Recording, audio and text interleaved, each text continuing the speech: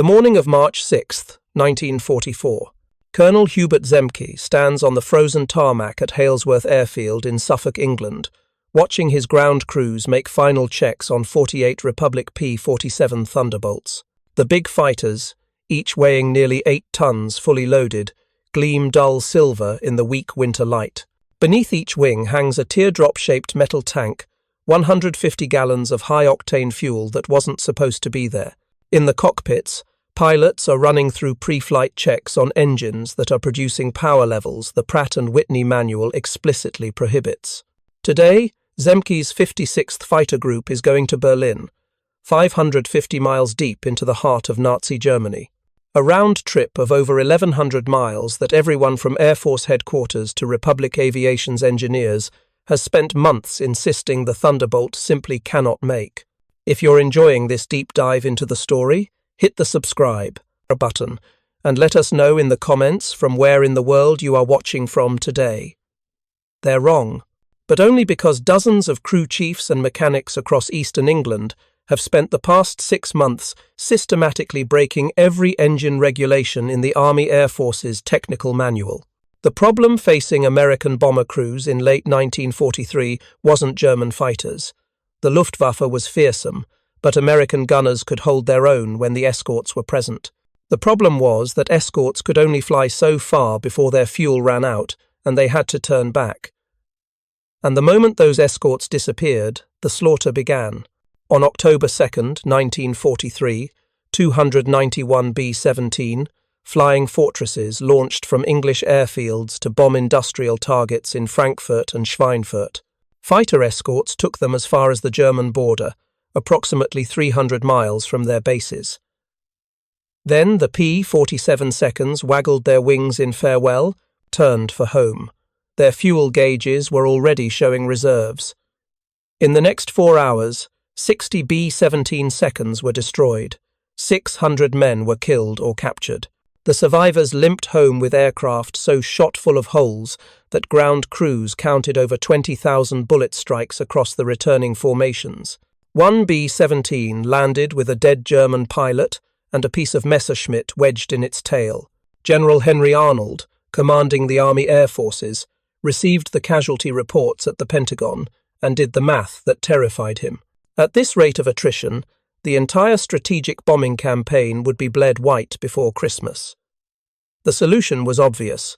Fighters needed to escort the bombers all the way to the target and back, but the P-47 Thunderbolt, America's primary escort fighter in late 1943, had a combat radius of roughly 230 miles on internal fuel. Adding a belly-drop tank extended that to maybe 350 miles, barely enough, to reach the German border. Berlin sat 550 miles from England. Deeper targets, Munich, Vienna, Prague, lay even further. The distances were simply impossible for the Thunderbolt. Orders came down from 8th Air Force headquarters in early October. All fighter groups were to begin transitioning to the new P-51 Mustang, a sleeker fighter with a liquid-cooled engine and enough range to reach Berlin and back. The P-47 would be relegated to shorter-range missions and ground attack. The pilots of the 56th Fighter Group received these orders with what can politely be described as resistance. They'd been flying Thunderbolts since April 1943, and they'd developed an almost religious devotion to the big, brutish fighter. The P-47 was fast in a dive, faster than anything the Luftwaffe flew. It could absorb incredible battle damage and keep flying. Its .850 caliber machine guns could saw apart enemy aircraft, and unlike the Mustang's delicate, liquid-cooled engine, which would seize and die from a single coolant line hit, the P-47's massive Pratt Whitney R-2800 radial engine could lose cylinders and still bring you home. What the Thunderbolt needed wasn't replacement, it needed more range. And in scattered maintenance tents across eastern England, ground crews were already working on solutions that would horrify the engineers back in Hartford, Connecticut. To understand what these mechanics were attempting, you need to understand what made the P-47 different from every other American fighter. The Thunderbolt was built around its engine, in a way that sounds almost absurd.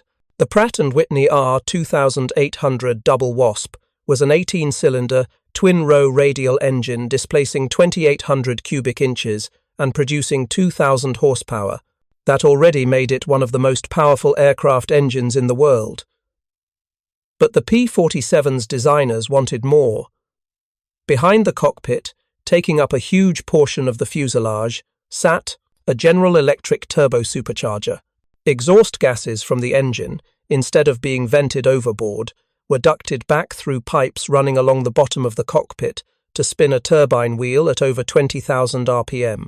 This turbine compressed intake air and forced it back into the engine's mechanical supercharger, which compressed it even further before feeding it into the cylinders. This double compression system allowed the R-2800 to maintain sea-level power output at altitudes above 30,000 feet, where most engines gasped for air. It was brilliant engineering. It was also mechanically complex, temperamental, and produced exactly the power output that Pratt Whitney had calculated to be the maximum safe operating limit. Ground crews looked at this system and immediately began figuring out how to exceed those limits. The key component was something called a wastegate. As the turbocharger spun faster and built more pressure, a governor monitored the manifold pressure, the amount of compressed air being forced into the engine. When manifold pressure reached the preset limit, the wastegate opened automatically, diverting exhaust gases away from the turbine, slowing it down, preventing overboost. Factory specifications set this limit at 52 inches of mercury manifold pressure for the early P-47 seconds. 52 inches was considered the maximum safe continuous power. Above that, detonation, the premature ignition of fuel in the cylinders, risked destroying pistons, cracking cylinder heads, and turning a 2,000 horsepower engine into 2,800 cubic inches of scrap metal. But what if the wastegate could be adjusted? What if you could trick the governor into thinking 52 inches was actually 60 inches, or 65? The engine would produce substantially more power, and if that power was only used for short bursts, a few minutes at a time during combat, maybe the engine wouldn't shake itself apart. Staff Sergeant Ernest Gould, crew chief for Lieutenant Robert Johnson of the 61st Fighter Squadron, had been thinking about exactly this question since summer of 1943. Gould was 32 years old, ancient by the standards of fighter squadron mechanics, and he'd spent the 1930s working on racing engines in California. He understood boost pressure the way a concert pianist understands a keyboard. In late August 1943, Gould was supervising routine maintenance on Johnson's P-47D5, serial number 42-8461, when two men in civilian clothes showed up at the hardstand. They introduced themselves as technical representatives from Pratt Whitney, sent over from the company's liaison office in London. They wanted to talk about engine performance. What happened next was never officially documented. Pratt Whitney's records contain no mention of any field visits to modify engine governors. The Army Air Forces never issued any technical bulletins authorizing wastegate adjustments. But according to post-war interviews with both Gould and Johnson, those two factory representatives spent approximately 3 hours showing Gould exactly how to adjust the wastegate actuator linkage. The modification was mechanically simple but required precision. The wastegate governor's control rod could be adjusted by loosening a lock nut and turning a threaded fitting. Each quarter turn changed the pressure threshold by roughly 2 inches of mercury. Turn it too far, and the engine would detonate itself into fragments at full throttle. Don't turn it far enough, and you'd gained nothing. Gould made careful measurements, marking settings with a scribe on the metal housing. The factory reps, according to Gould's later account, suggested an additional 8 inches of manifold pressure was probably safe for short-duration emergency use. Maybe 10 inches if the pilot was careful. Then they collected their tools, reminded Gould that this conversation never happened, and disappeared. By early September, Gould had modified the wastegate on Johnson's Thunderbolt. If you find this story engaging, please take a moment to subscribe and enable notifications. It helps us continue producing in-depth content like this. The official maximum manifold pressure remained 52 inches. The actual maximum, achieved by advancing the throttle past the emergency stop and holding it there, was now 60 inches of mercury. The R-2800 was producing approximately 2,300 horsepower instead of 2,000. Johnson tested it on September 15th during a training flight over the North Sea. He climbed to 32,000 feet, confirmed the area was clear, and shoved the throttle forward past the gate. The manifold pressure gauge climbed to 60 inches. The airspeed indicator, which had been reading about 270 miles per hour, indicated, jumped to over 300. The acceleration pressed him back into his seat. The entire airframe vibrated with power the Republic engineers hadn't designed it to handle. Johnson held it for 60 seconds, enough to confirm the engine wasn't tearing itself apart, then eased back to normal cruise power. The cylinder head temperature gauges were reading hot, but not critical. The oil pressure remained steady. It worked. Word spread through the 56th Fighter Group with the speed that only genuinely useful information travels in military units. Other crew chiefs began asking Gould quiet questions about wastegate adjustments. Some made the modifications themselves. Others waited until the Pratt and Whitney representatives made additional visits to other squadrons. By October 1943, an estimated 30 to 40% of the P-47 seconds in the 56th Fighter Group were running modified governors. Nobody reported it up the chain of command. Nobody filed modification forms. Nobody requested authorization. The mechanics had made a collective calculation. If headquarters knew what they were doing, headquarters would order them to stop. If they didn't know, then technically no. Regulations were being violated. Plausible deniability through willful ignorance. But higher boost pressure alone didn't solve the range problem. More power meant higher fuel consumption. The gains in speed were helpful in combat, but they didn't extend how far the Thunderbolts could escort bombers. For that, different solutions were required. The first major breakthrough in extending P-47 range came not from modified engines, but from something far more mundane: bigger fuel tanks. In late summer 1943, the 8th Air Force finally received adequate supplies of external drop tanks, disposable auxiliary fuel containers that hung from shackles under the fuselage. The initial belly tanks held 75 gallons and were made from compressed paper impregnated with resin. They looked flimsy, like oversized beer kegs crafted from cardboard, and pilots initially refused to trust them. But they worked. Paper tanks were cheap, easy to manufacture, and when jettisoned before combat, they fell away cleanly without damaging the aircraft. By November 1943, larger tanks were arriving. 108-gallon models, then 150-gallon versions, all fabricated from pressed steel. Each gallon of fuel represented roughly 1 additional mile of range, depending on altitude, power settings, and how aggressively the pilot flew. A Thunderbolt with internal fuel plus a 150-gallon drop tank could, in theory, reach targets 400 miles from base. But theory and practice diverged dramatically in combat conditions. Pilots had to climb to altitude, which consumed fuel. They had to maintain formation with the bombers, which meant constant throttle adjustments that burned more fuel than steady cruise. And the moment they spotted enemy fighters, they had to jettison the drop tank and go to full power, which transformed the R-2800 from an efficient cruise engine into a fuel-guzzling monster that could empty internal tanks in at under 40 minutes. The real-world combat radius with drop tanks was extending, but slowly. By January 1944, P-47 seconds were regularly reaching targets around Hanover and Brunswick, roughly 350 miles into Germany. Berlin remained 200 miles beyond that, an impossible distance. Then, in February 1944, two things happened that changed the equation entirely. The first was the arrival of water injection systems. The second was the introduction of a new fuel that shouldn't have been possible. Water injection, called anti-detonation injection, or ADI in official documents, was conceptually simple. A 15-gallon tank mounted behind the engine contained a mixture of water and methyl alcohol. When activated by the pilot, this mixture was injected directly into the intake manifold, where it vaporized on contact with the hot compressed air. The evaporation absorbed enormous amounts of heat, cooling the intake charge and preventing detonation even at high boost pressures. With water injection active, manifold pressure could safely be increased to 65 inches of mercury.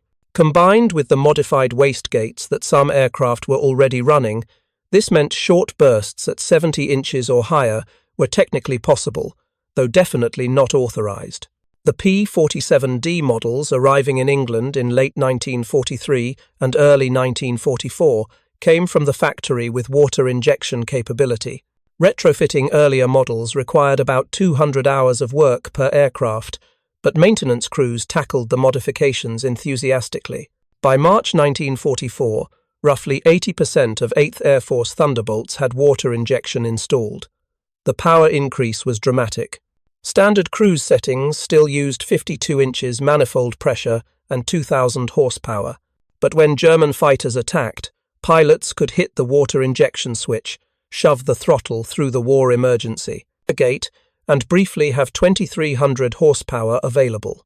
Some pilots, flying aircraft with adjusted wastegates, were seeing manifold pressures above 70 inches and power outputs approaching 2,600 horsepower.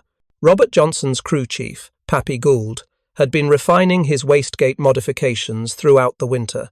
By February 1944, Johnson's Thunderbolt, which he'd named Lucky, could pull 72 inches of manifold pressure with water injection active.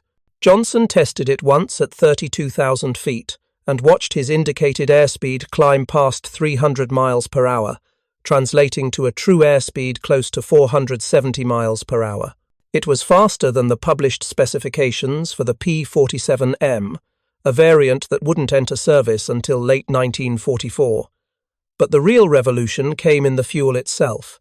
In early 1944, British refineries began producing limited quantities of a new aviation, gasoline designated 100/150 grade, later standardized as ANF 441-inch American nomenclature.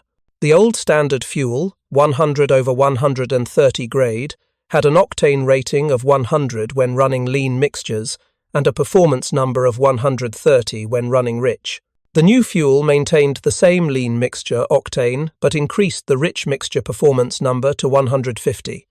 Higher octane fuel resists detonation under higher compression and boost pressure. With 100/150 grade fuel and water injection, the R-2000, 800 could sustain 67 to 70 inches of manifold pressure without destroying itself. At those power settings, even with the increased fuel consumption, the P-47 could maintain higher cruise speeds, which meant covering the same distance in less time, which meant arriving over the target with more fuel remaining. The 8th Air Force began receiving 100/150 grade fuel in March 1944. By early April, all fighter units in England were using it. The fuel was dyed purple, allegedly leading to the nickname Purple Passion among pilots, though that may be apocryphal.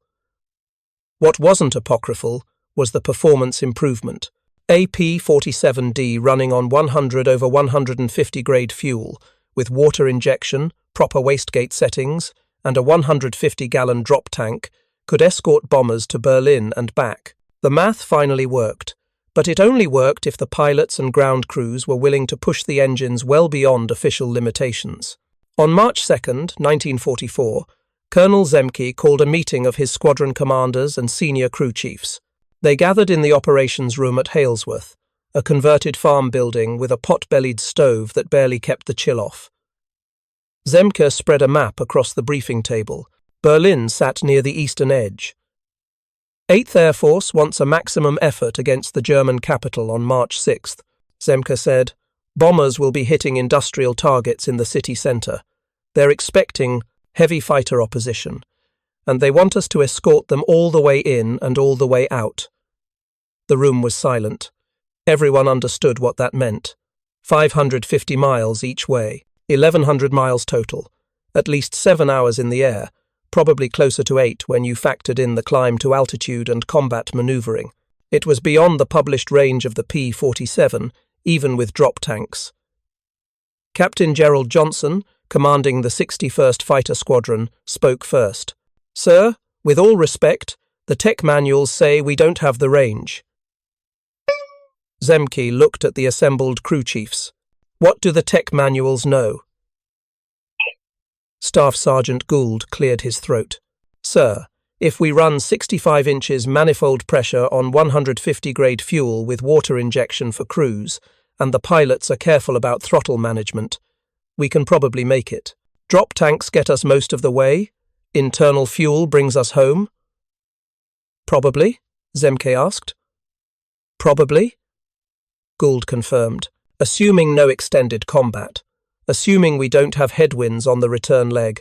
Assuming the engines don't quit from running them hot for 7 hours.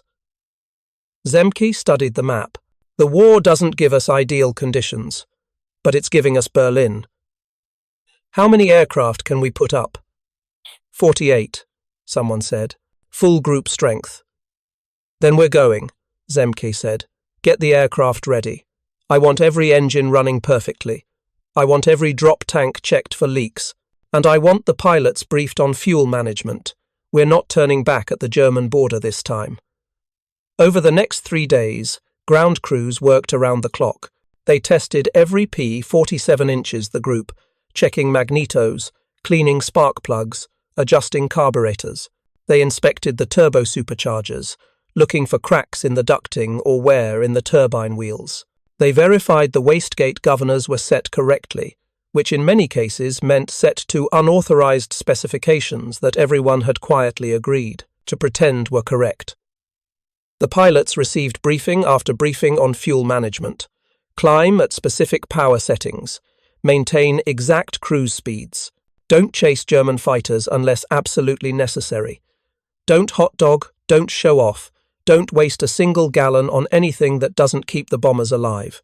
The Thunderbolts would be operating at the absolute edge of their range. There would be no margin for error. Robert Johnson attended these briefings with growing unease. He'd been flying combat missions since April 1943, nearly a year. He'd shot down 22 German aircraft, survived being shot up so badly that his P-47 should have disintegrated, and earned a reputation as one of the finest pilots in the 8th Air Force. But this mission felt different. This wasn't fighting. This was logistics, and logistics killed you just as dead as Messerschmitt cannon shells. On the evening of March 5th, Johnson walked out to his hardstand to check on Lucky. Pappy Gould was supervising the final inspections, watching as 2 mechanics talked down the engine cowling panels. She ready? Johnson asked. Gould nodded. As ready as I can make her. Engines running sweet, water injection systems full. You've got 150 gallons in the belly tank, full internal fuel. You'll be carrying close to 600 gallons total. And that gets me to Berlin and back? Should, Gould said. If you fly her right, don't get into any prolonged dogfights. Don't lose the drop tank before you have to. And Bob? Yeah? Don't push her past 70 inches unless it's an emergency. I've tweaked that wastegate about as far as it'll go. You run her at 75 or 80, she might hold together, but I wouldn't bet on it. Johnson nodded. He'd flown Lucky for months now. He knew her quirks, knew the slight shimmy in the stick at high speed, knew which instruments read a hair optimistic and which read conservative. The aircraft had brought him home from situations that should have killed him. Tomorrow, he'd be asking her to fly further than she was ever designed to go.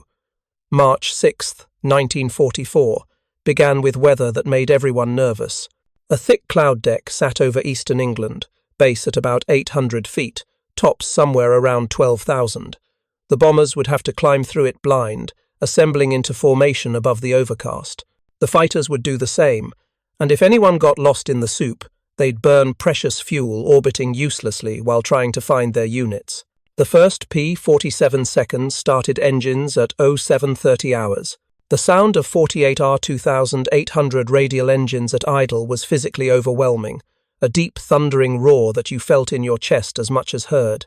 Pilots ran through their checks, verifying oil pressure, cylinder head temperatures, magneto function. Ground crews pulled wheel chocks and signaled all clear. Zemke's Thunderbolt rolled first, accelerating down the runway, and called. disappearing into the overcast at about 110 miles per hour. Within minutes, the entire group was airborne, climbing in loose formation through the grey nothing of the cloud deck. They broke out at 12,000 feet into brilliant sunshine. The sky above was that crystalline blue you only see at altitude. Below, England was completely hidden under a cotton blanket of clouds that stretched to every horizon.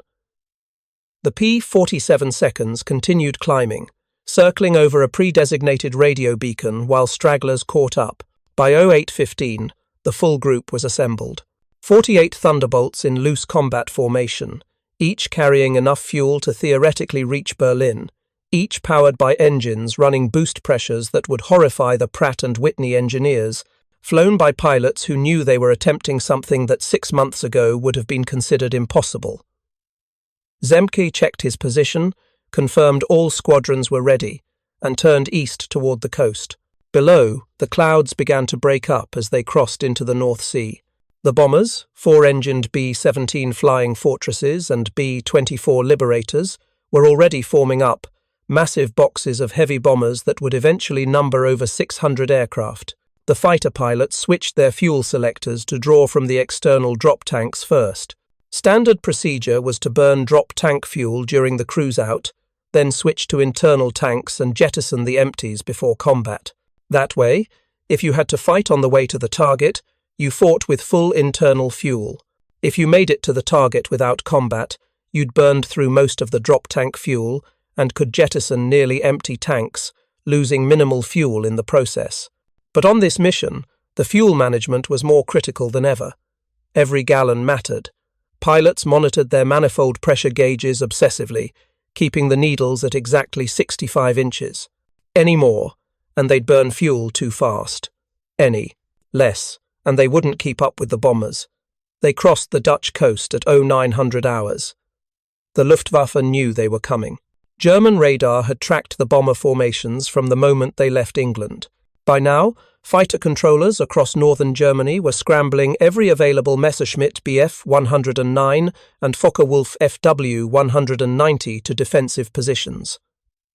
The first interception attempt came near Osnabrück. German fighters dove out of the sun, their attack perfectly timed to hit the bomber formation's lead elements. But Zemke had positioned his P-47 seconds 5,000 feet above the bombers, flying what he called the Zemke fan, a tactical formation that spread fighters in a wide arc ahead of and above the bomber stream. The 56th's pilot saw the German attack developing and dove to intercept. The Thunderbolts, heavy with fuel but accelerating in the dive, hit the German formation before it could reach the bombers.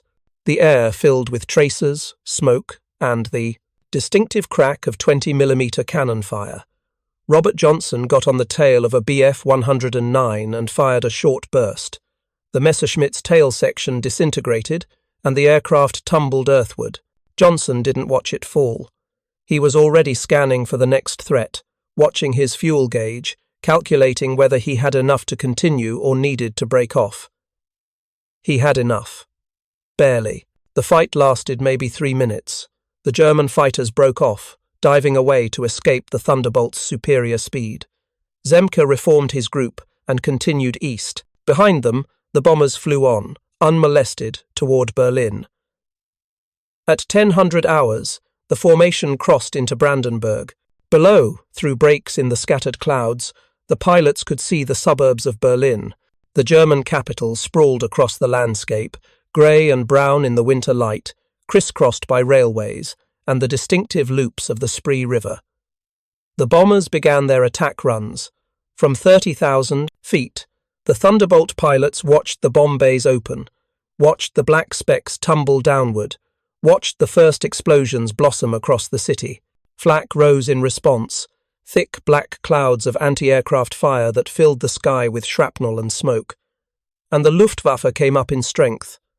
German fighters boiled up from airfields around the capital, Bf-109 seconds, Bf-190 seconds, even some of the new Messerschmitt Bf-110 heavy fighters, twin-engine aircraft armed with rockets designed to break up bomber formations. Zemke's 48 Thunderbolts suddenly faced over 100 German fighters, and the sky over Berlin became a chaotic killing ground. Robert Johnson found himself in a turning fight with two W-192s. The Fokker Wolves were more maneuverable at medium altitude, but Johnson had altitude to trade for speed. He dove, building up airspeed, then pulled into a climbing turn that the German pilots couldn't match. As 190 stalled trying to follow, Johnson fired. The German fighter shuddered under the impact of 50 caliber rounds and fell away trailing smoke. His fuel gauge was reading low, much lower than he'd expected at this point in the mission. Johnson ran the numbers in his head. He'd burned some fuel in combat, full throttle maneuvering. The internal tanks were reading 3/4 full.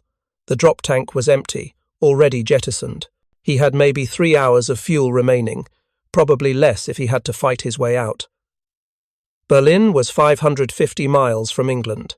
3 hours at cruise speed would cover about 450 miles, maybe 475 if he pushed it and the winds cooperated.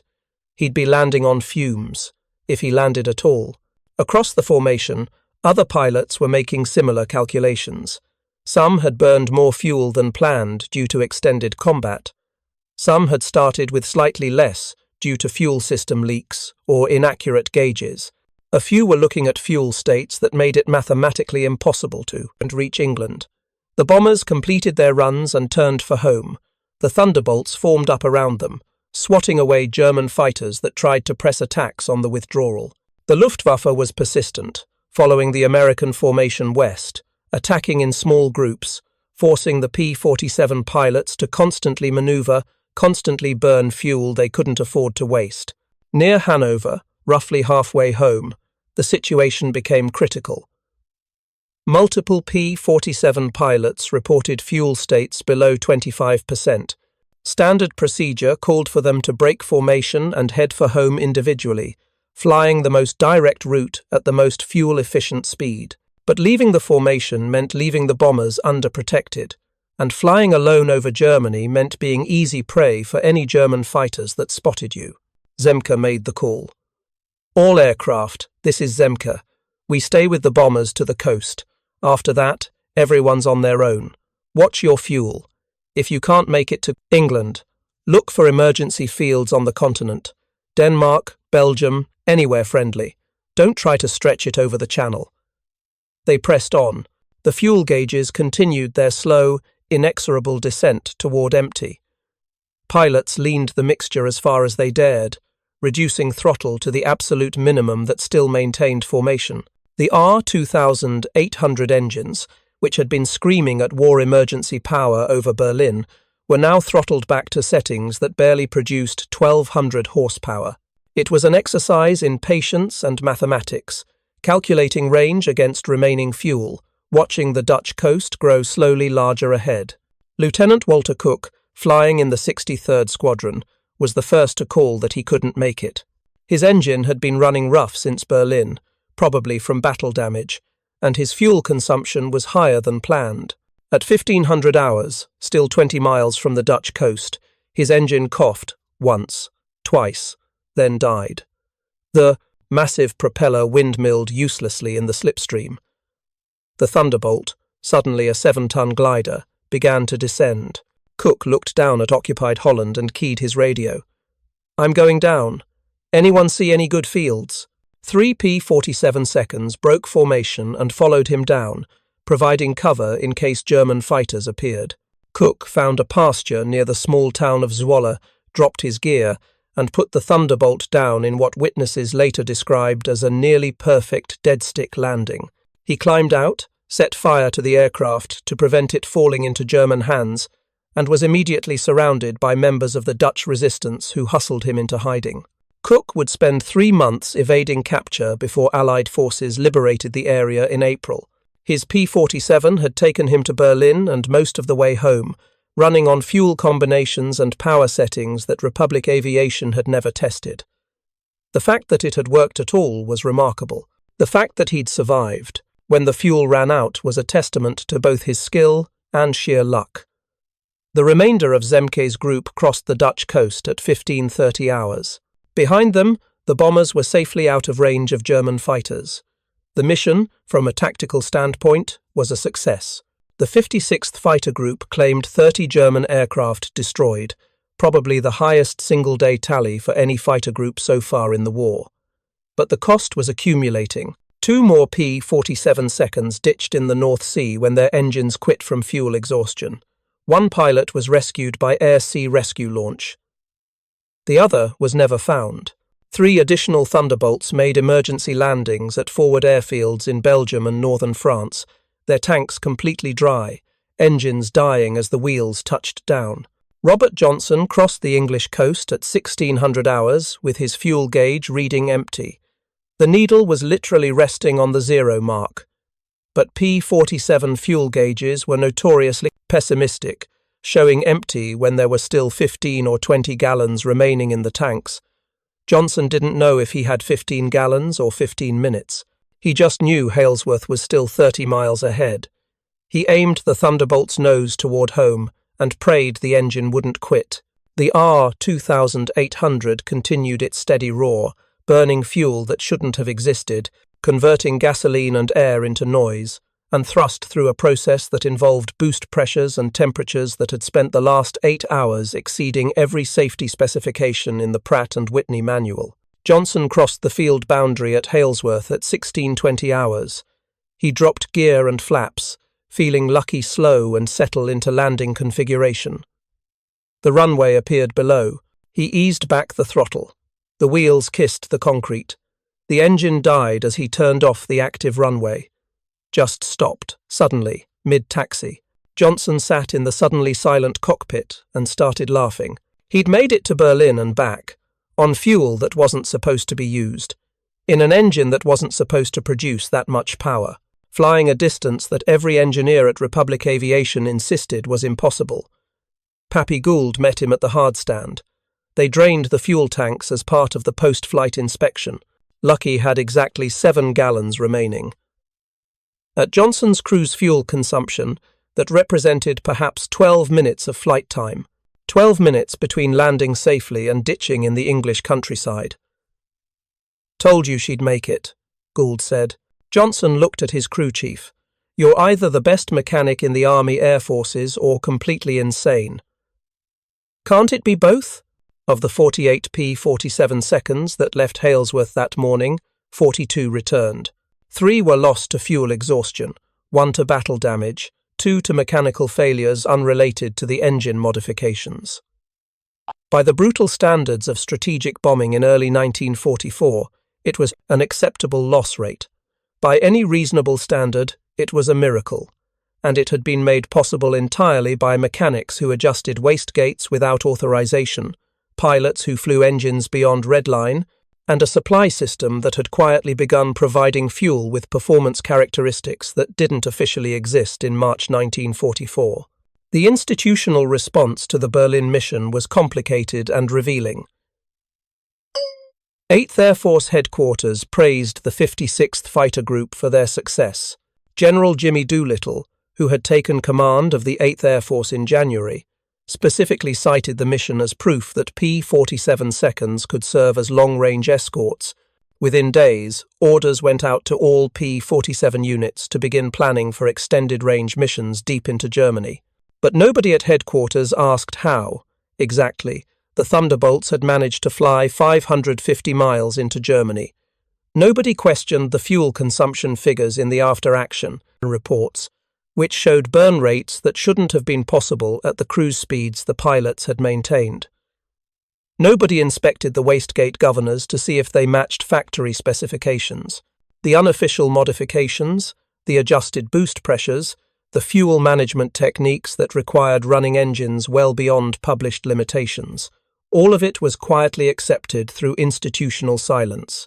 The brass had their Berlin mission. The pilots and ground crews had proven the Thunderbolt could escort bombers to any target in Germany. Questions about exactly how this had been accomplished would only complicate a situation that was working perfectly well as it was.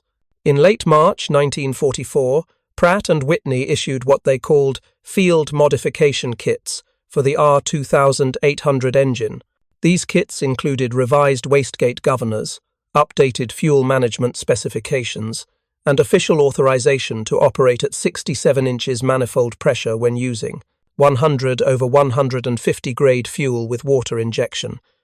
The modifications were presented as new developments from the engineering team in Hartford. In reality, they were simply official recognition of what squadron mechanics had been doing for 6 months. Pappy Gould received his modification kit in early April and laughed when he opened the box. The new wastegate governor was adjusted to almost exactly the same specifications he'd been using since September. The only difference was that now it was authorized. By June 1944, when the Normandy invasion began, P-47 seconds, equipped with 100/150 grade fuel, water injection, and properly adjusted wastegates were routinely flying missions over 600 miles in radius.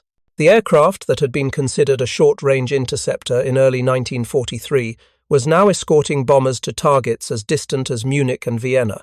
The Thunderbolt never received the glory or recognition of the P-51 Mustang, which had superior range and better high-altitude performance. The 56th Fighter Group remained the only P-47 unit in the 8th Air Force that refused to convert to Mustangs, flying Thunderbolts from their arrival in England in January 1943 until Victory in Europe Day in May 1945. They would finish the war as the highest-scoring fighter group in the 8th Air Force for air-to-air victories. Robert Johnson completed his combat tour in May 1944 with 27 confirmed kills, making him the top-scoring Thunderbolt pilot in Europe until Francis Gabreski exceeded that total in June. Johnson never used water injection in combat, he later said, because with Pappy Gould's wastegate modifications, he didn't need to. Lucky's engine could pull 72 inches manifold pressure on 100/130 grade fuel alone. With water injection and 100/150 grade fuel, Johnson estimated he could have reached 80 inches, perhaps more, but he never tried. Some limits, even for pilots who'd flown to Berlin and back, were better left unexplored.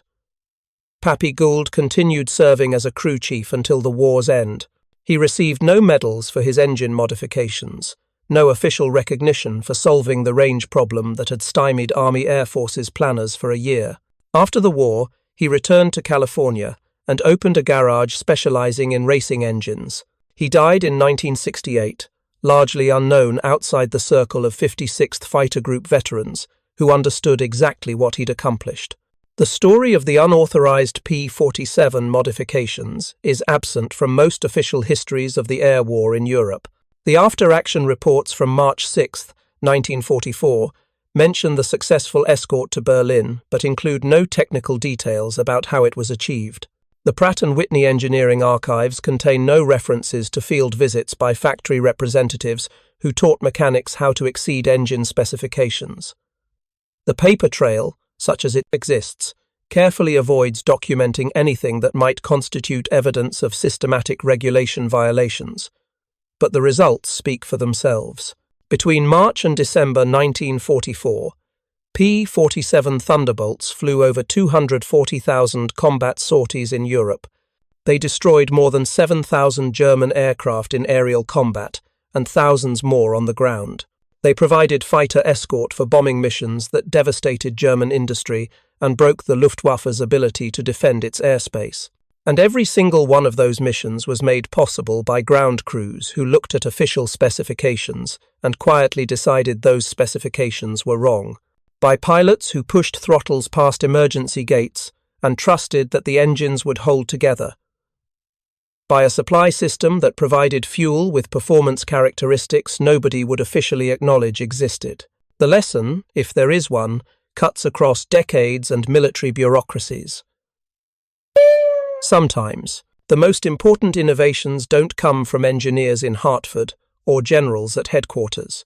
Sometimes they come from sergeants with wrenches who understand that regulations are written for average conditions, and combat isn't average. Curtis Cullen had his hedge cutters for Normandy, welded from German beach obstacles. Charles Drew had his plasma preservation techniques, smuggled forward by medics who broke regulations to save lives. And the P-47 Thunderbolt had Pappy Gould and dozens of crew chiefs like him, men who adjusted wastegates by moonlight and never asked permission because they knew permission would be denied. The Berlin mission of March 6, 1944, wasn't won by the pilots who flew it, though their skill and courage were essential. It wasn't won by the generals who ordered it, though their strategic vision mattered. It was won by mechanics who decided that factory specifications were suggestions, not commandments. It was won by men who understood that sometimes keeping your friends alive requires breaking rules written by people who've never seen combat. Colonel Hubert Zemke led the 56th Fighter Group until August 1944, when he transferred to command the 479th Fighter Group. In October, his P-51 Mustang broke apart in turbulence, and he spent the rest of the war as a prisoner. He survived, returned home, and spent decades afterward writing about the men he'd led.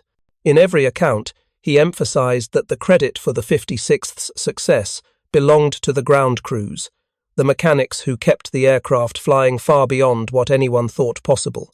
Robert Johnson never flew combat again after May 1944. He went home, married his sweetheart, and spent the rest of his life working for Republic Aviation, the company that built the aircraft that brought him home from Berlin. He died in 1998, one of the last surviving top aces of the European theatre. Lucky, his P-47D5, was scrapped in 1944 after another pilot crashed it in bad weather, but photographs remain, showing Johnson standing next to the big fighter, Pappy Gould beside him, both men grinning at the camera. They knew what they'd accomplished, even if the official records would never fully acknowledge it. The P-47 Thunderbolt was retired from U.S. Air Force service in 1955, replaced by jets that could fly faster, higher, and further than any piston-engine fighter. The R-2800 engine, the power plant that made everything possible, remained in production until 1960 and powered everything from Navy carrier fighters to commercial cargo aircraft. Over 125,000 R-2800 seconds were built.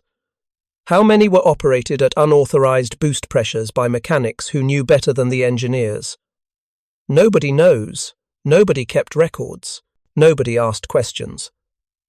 What remains is the knowledge that in March 1944, American fighters escorted bombers to Berlin and proved that the strategic bombing campaign could reach any target in Germany. The official histories credit improved drop tanks and better fuel management. They mention the arrival of 100 over 150 grade aviation gasoline. They note the P-47's robust design and powerful engine. They don't mention the crew chiefs who adjusted wastegates by flashlight. They don't mention the pilots who flew engines at 70 inches manifold pressure when the manuals said 65 was the absolute maximum. They don't mention that the entire Berlin mission, the turning point in the air war over Germany, was made possible by systematic, widespread, carefully undocumented violations of every engine operating regulation in the Army Air Force's technical library. Sometimes victory requires breaking rules. Sometimes survival requires ignoring the experts. And sometimes the difference between success and failure is a sergeant with a wrench who decides that impossible just means nobody's tried hard enough yet. The morning of March 6, 1944, Pappy Gould watched Lucky take off into the grey English sky and disappear into the clouds. He didn't know if Robert Johnson would make it home. He didn't know if the engine modifications would hold for 8 hours of sustained operation at boost pressures that should have torn the engine apart. He just knew that the regulations said Berlin was impossible, and the regulations were wrong. 8 hours later, Johnson taxied back to the hardstand and shut down the engine. It had run perfectly. Every component had held together. The unauthorized modifications, the tweaked wastegates, the boost pressures that exceeded every safety specification had worked exactly as Gould calculated they would. Gould never got a medal, never received official recognition, never appeared in the histories written after the war, but every pilot who flew to Berlin and returned owed their lives to him and mechanics like him across England. Men who understood that sometimes keeping people alive requires breaking rules written by people who've never had to fight. That's the real story of March 6, 1944, Not the fighters or the bombers or the generals. The story of mechanics who looked at impossible and made it routine. The story of men who refused to accept that the mission couldn't be done, because refusing meant their friends would die alone over Germany, unescorted, unprotected.